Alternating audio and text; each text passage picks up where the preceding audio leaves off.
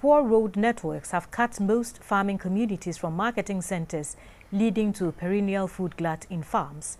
Traveling to Kete-Krachi in the rainy season is not only difficult, but deadly. Our first encounter was this stream after Tokorano. Our vehicle was able to wade through, but the small vehicles would have to wait.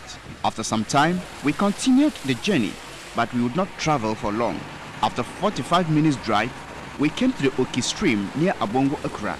The Oki stream under normal circumstances is knee deep and flows under a culvert. But during the rainy season, it is a different story. And this has nothing to do with the opening of the Bagre Dam or the overflooding of the Volta Lake. Kwakubilinye, a farmer at Abongo Accra, described the flooding as an annual affair. Last year, they normally 3 days. When it happened last year, the vehicles and passengers spent 3 days here. When this happens, it blocks the road to our farms. As time wore on, the level of the flooding of the stream began to subside, but it was still too dangerous for any vehicle to cross. The frustration on the faces of these travelers tells it all: hunger and despair. Anytime it rains heavily, the people around anticipate stranded and hungry passengers and would miss no opportunity to make money. The young men also make money by helping them to cross with their wares. Soon, a mini market is created and various food items are on display. After 1.5 hours, we managed to cross the Oki stream with young men from the area directing affairs. The journey came to a halt again after about an hour when we came face to face with the Kete-Krachi stream.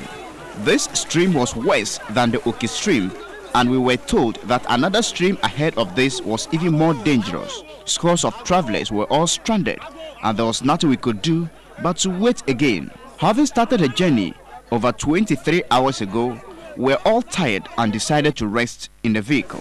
15 minutes later, we heard people screaming.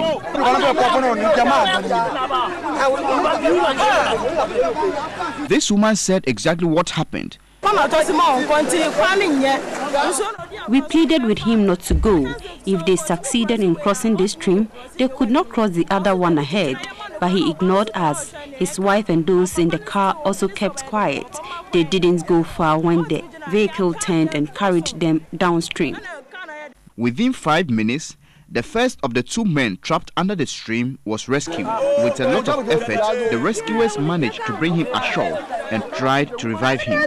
But as one of them exclaimed, he was dead flat. For about 45 minutes now, the car is inside the stream, and the rescue workers are still doing their best to rescue the rest of the people.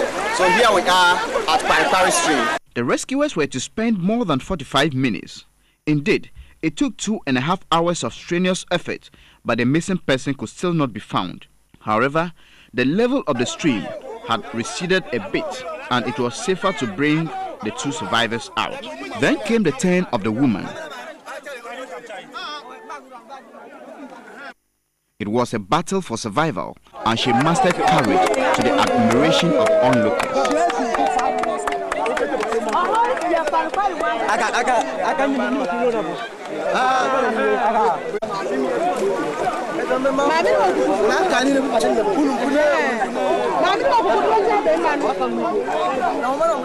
The rescuers went back to work, and at about 5:30 p.m., the body of the second victim was retrieved. Amate Peter is the spokesperson for the chief of Kete-Krachi. When asked if this and other accidents on the road were based on superstition, he was quick to point out the human factor. What has happened could have been avoided if there had been a big bridge over the stream. These small bridges here are useless. No use. When the level of the stream went down, it confirmed his concern. Not only were the culverts too small, but barely 6 months after their construction, some had developed deep cracks. Meanwhile, our journey had halted. We had been traveling for 29 hours, and there was no clue when it would be safe to continue the journey.